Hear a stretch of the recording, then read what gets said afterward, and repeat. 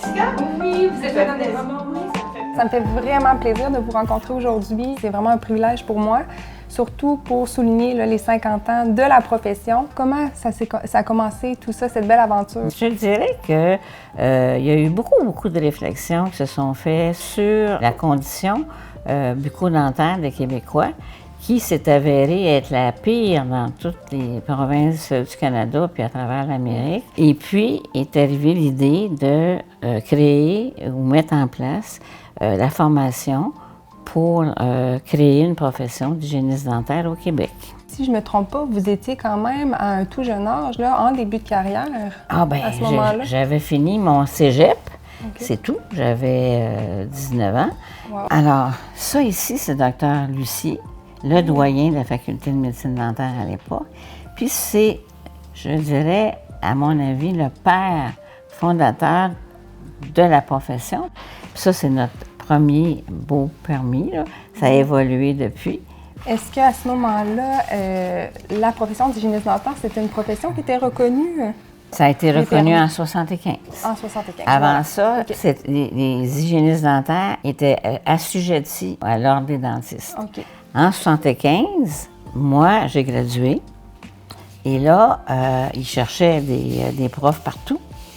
Alors, j'ai décidé de m'en aller à Québec pour fonder le département d'hygiène dentaire, bien qu'il y ait eu un programme qui a été enseigné pendant 3 ans avant. Ouais. OK?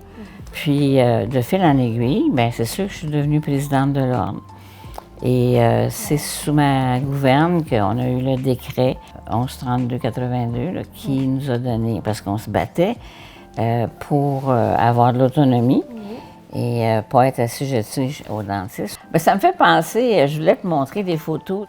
On n'avait pas de clinique, là. C'était à Auchule. Oh.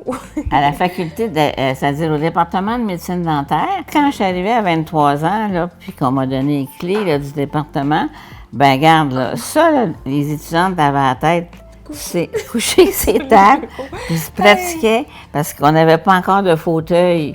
Donc, Sylvie, un autre moment marquant là, de la profession, c'est le prix Sylvie de Grandmont qui vous a été remis pour la première fois. Mm-hmm. Comment vous vous êtes sentie à ce moment-là quand ça vous a été remis, puis quand ça s'est produit?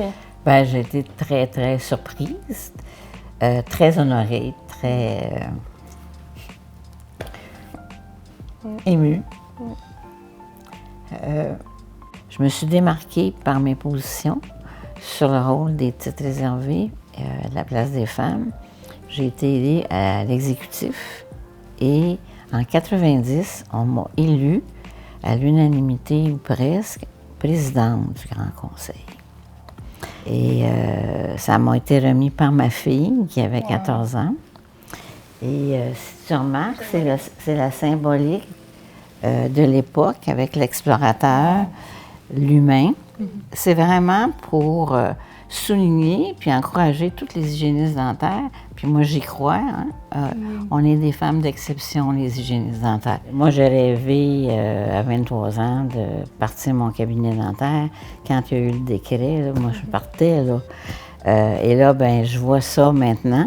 Et ben, je suis très fière de la profession. Je suis très fière de ce que les hygiénistes dentaires sont devenus. Bien, merci beaucoup, Sylvie. Je souhaite continuer de faire honneur à ce que vous avez créé depuis 1975. Tchin, tchin!